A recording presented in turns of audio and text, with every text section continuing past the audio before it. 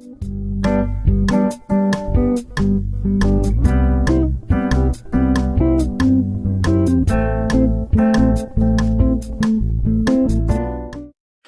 sok szeretettel üdvözlök újra mindenkit a Kisvakon csatornán.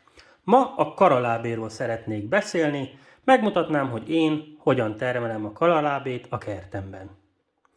Ahhoz, hogy sikeresek legyünk benne, egyetlen egy fontos dolgot kell tudnunk a karalábékról.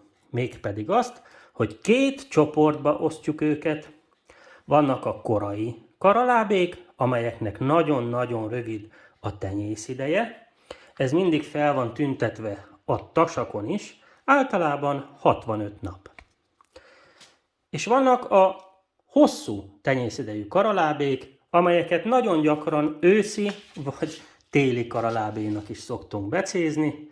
Ez mindig fel van tüntetve a tasakon is. Jellemzően ezeknek nincs napra feltüntetve a tenyészideje. Melyiknek mi az előnye, melyik mire való? A korai karalábéknak nagy előnye, hogy nagyon-nagyon jól viselik a hideget. Akár az enyhe fagyokat is, -2, -3 fok, meg sem kottyan nekik.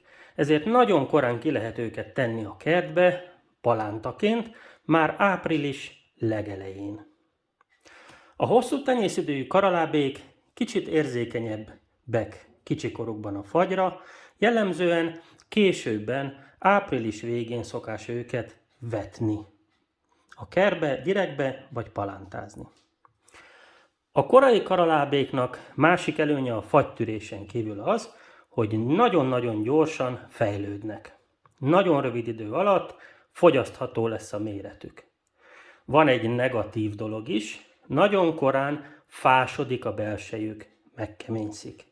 Ezért korán, hamar el kell őket használni, nem lehet eltárolni. A hosszú tenyészidejű őszi-téli karalábé probléma nélkül tavasztól késő őszig, fagyokig kint lehet a kertbe. Közben hatalmas labda méretűre nő, és jellemzően nem fásodik a belseje. De vajon miért van ez a különbség a kettő között? Tavaly egy videóban már megmutattam, abból most egy rövid részletet ide bevágok. Amit már sokkal kevesebben tudnak, és nagyon sokat kubikoltam az előbb, hogy meg tudjam mutatni, kiszedtem egy karalábét gyökerestől. Hogy mi még az igazi különbség a téli vagy őszi, még egyszer mondom ki, hogy hívja, és a tavaszi karalábé között. A korai karalábé az nagyon sekélyen megy a földbe, mint általában a korai káposztafélék. És csak ez a felső bojtos gyökere van neki. Viszont az őszi-téli karalábé, ez egy hosszú tenyészidejű dolog, azért szoktam én még olyan korán elültetni, ennek nagyon hosszú gyökere nő. Tehát ennek is megvan ez a felső bojtos gyökérzet, de amit itt látunk, ez a fő gyökér, megpróbálom megmutatni, és ez bizony igen hosszúra, akár 1 méter mélyre, vagy még mélyebbre lemegy a földbe. Ezen is vannak ilyen apró mellékgyökerek, látjuk? De ez egy nagyon-nagyon hosszú gyökér, hát ezért sokat kubikoltam, hogy ki tudjam szedni, és meg tudjam a videóba mutatni. Tehát igazából ez még a mi lényegre telő különbség a rövid tenyészidejű korai, tavaszi karalábé és a hosszú tenyészidejű karalábé között. Ez igaz káposztákra is egyébként, rövid tenyészidejű káposztáknak csak ez a felső része van, a hosszú tenyészidejűnek meg ez a hosszú-hosszú mélyre nyúló gyökere van, és ezért van az, hogy a téli karalábé fajták, azok jobban bírják nyáron a nagy meleget, és több táplálékot össze tudnak maguknak szedni, mint a korai fajták. És szerintem ennek is köze van ahhoz, hogy lassabban fásodik meg. Az a karalábé, ami hosszú tenyészidejű, amit én téli karalábénak szoktam becézni, egész nyáron bármikor fogyasztható, de egész télig, a fagyokig kint lehet hagyni a kertben, hatalmasra megnő, jellemzően nem szokott fásodni, és egész télen, ha el tudjuk hűvös helyen tárolni, karalábéval tudja ellátni az egész családot. Most lássuk, melyiket mikor érdemes vetni. Kezdjük a rövid tenyészidejű tavaszi karalábéval. Ahhoz, hogy a magokból palánta fejlődjön, jellemzően 4, maximum 6 hétre van szükség. Mivel ezeket a koraiakat már április első hetében ki lehet ültetni a szabadföldre, ezért ettől a héttől fogva visszaszámolunk 4-6 hetet, és akkor már elvethetjük a magokat. Tehát 1, 2, 3, 4, 5, 6. Ez azt jelenti, hogy a 9. héten már el lehet kezdeni vetni a korai karalábé magjait beltéren, de nagyon fontos, hogy nem lehet meleg. Ez azt jelenti, hogy ideális esetben 10-15 fok. Ha nincs olyan helyiségünk, amelyik világos, de ennyire hűvös, akkor véleményem szerint nincs értelme hozzákezdeni palántázni, ugyanis nem fognak jól sikerülni a palánták. Ha van ilyen helyiségünk, akkor érdemes vele foglalkozni. Tehát fagymentes, 10-15 fok Celsius, erre van szükségünk, és sok fényre. És akkor már április első hetében kiültethetjük a kertbe a korai karalábét. Ha ezt megtesszük, akkor június első hetére, azaz a nyár kezdetére már leszedhető méretű lesz a korai karalábénk. Most lássuk a hosszú tenyészidejű őszi-téli karalábét. Ezt ritkán érdemes palántázni.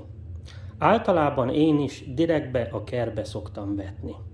Vagy a végleges helyére, vagy egy kisebb parcellára vetem egymás mellé a magokat, ahonnan majd, ha megfelelő méretűek a palánták, átültetem a végleges helyére az ágyásokba. Mikor szoktam ezt vetni? Jellemzően április utolsó hetében, vagy május első hetében, tehát a 17.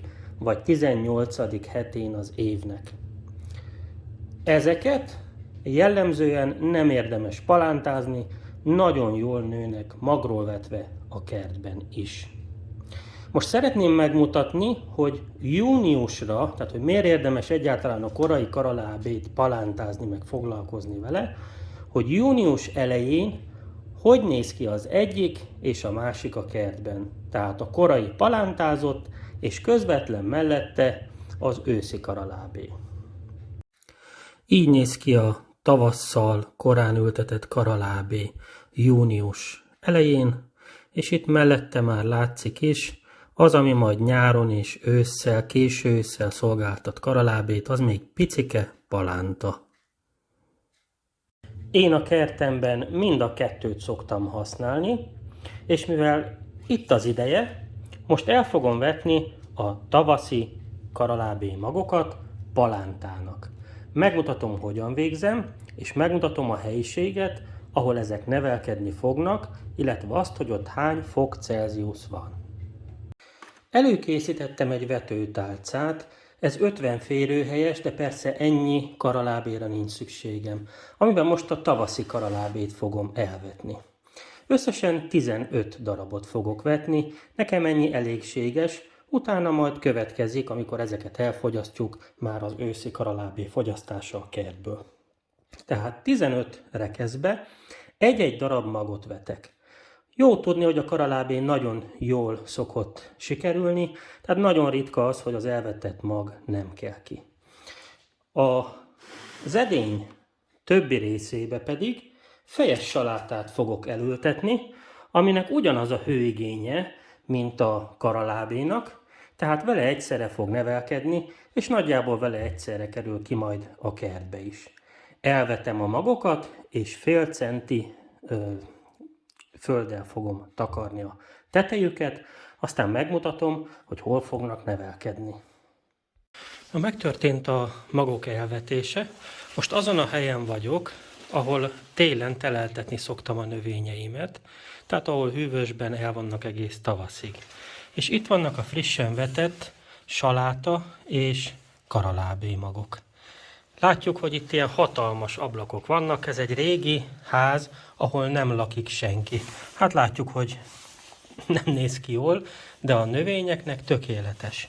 A hőmérséklet, ide hoztam egy hőmérőt, az itt most 9,9-10 fok. Most, hogy piszkálom, egy picit felment saját testhőm miatt. Ez tökéletes. Tehát ezen a hőmérsékleten ideálisan fognak fejlődni a karalábé és a salátapalánták. Ha ennél melegebb volna, akkor megnyúlnának és nem lennének jók.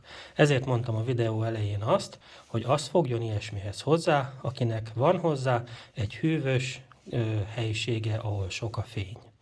Itt sok a fény, napközben nagyjából ilyen 10-12 fokig megy fel, néha egy picit többet, ha nagyon ide süt a nap, és éjszaka se nagyon megy 8 fok alá, de általában ez a 9-10 fok van éjszaka is.